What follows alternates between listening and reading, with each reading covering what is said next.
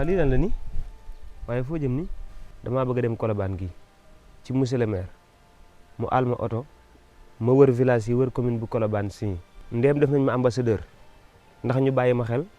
ba bu ëllëgee lu ma bëgg ci commune bu Colobane si mu yomb ma waa dëgg la loolu mu rafet na waaye tamit nag loolu dafa laaj bayre ak kaaraange bu mat sëkk ba kenn du mën ci yow dara waaw kay bayre nag ak kaaraange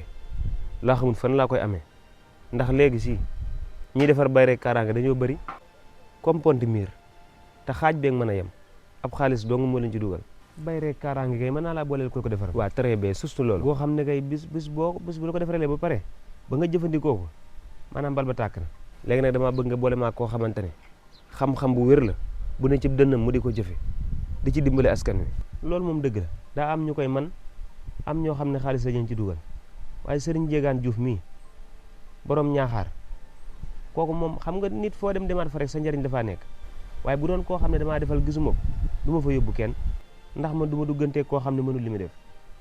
am na xam-xam te mi ngi ci dimbali doomu aadama yi xam nga lan la bu ko waaj demal ci Serigne Diegane Diouf borom ñaaxaar kookoo baax nag ak Serigne Diegane Diouf borom ñaaxaar nga xam ne mi ngi Touba mi ngi Dakar moom lépp loo bëgg ci bay rek kaaraange ci lay insisté bu la ko defaralee ba bàyyi kay maanaam bal bu tàkk lay doon moom li muy def lépp da ciy seet yàlla kookoo baax na ndax ku ragal yàlla la te li muy def mën na ko lool nekkut koo xamante ne da ko fortaatu wala muy tànnatu bu jëflanteeg yow doo ko réccu de danañ la tudd te kenn du mën ci yow daal. ay jamono grand yi ñu daan jël am xale def ko ci doom bu tàng muy wallamte ko ba nen nga dégg ñu naan la tëbu tey nen tey grand ñoo soxor. yaa ngi fàttali ko ay jamono grand yi buñu daan dem ceet yor kemb wala sax-sax seen poos boo leen laajee ñu ne day wayal loolu moom du dëgg. waaw lu tax nga wax ko ndax man démb lekk naa ñaari saa koy sax-sax ni ma meloon démb tey laa ko gën a mel déedéet waxuma loolu de maanaam yow néew kàttan gi da nga ko judduwaale wala dalaa dab déedéet man moom man damaa dab man dama daan ñoŋ mante carrément man bi may gën a nekk gën a góor moo daan xëy suba ma daan téye nii saatu wéy mel na mu julli wala ma bank ko waaye léegi si mënatuma dara te fi nit ñi bu ñu xamee ne ku mënu dara moom defoo dara ci àdduna te pourtant loolu dañ koy faj de sungu fak reen moom lu mu mënta faj ci àdduna amut kay sungu fak reen jooji nag laa bëgg nga boole maa koo xamante ne yow mii boo jàqoon ci moom ngay dem ndax léegi ñu koy def daa bëri nugum yor na garabi ngóora yoo xamante ne pour ci kattan lay say ci kattan lay dox déggal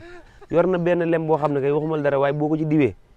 waxuma la gaaw a daanu waaye dootoo daanu sax nag man nag xam nga lan la lem googoo ma yitteel nag maanaam lem googu ngay diw moo ci xanaa xamoo fi mu toll nii sëy yu bari ñu ngi tas wala jigéen ñu bari seen xol a ngi naqari ci seen néegu sëy ñàkk am liñ bëgg rek la waaye nugum kay boo laalee lemam googu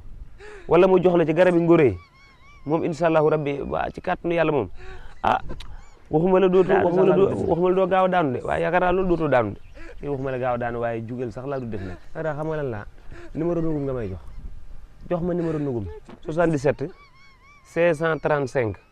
48 48 fi mu toll nii lu ci bëri ndoxum siti moo koy joxe nugum nag da lay laaj ba xam da nga koo judduwaale wala da laa dab moom kay lam lay jox bu la ko joxee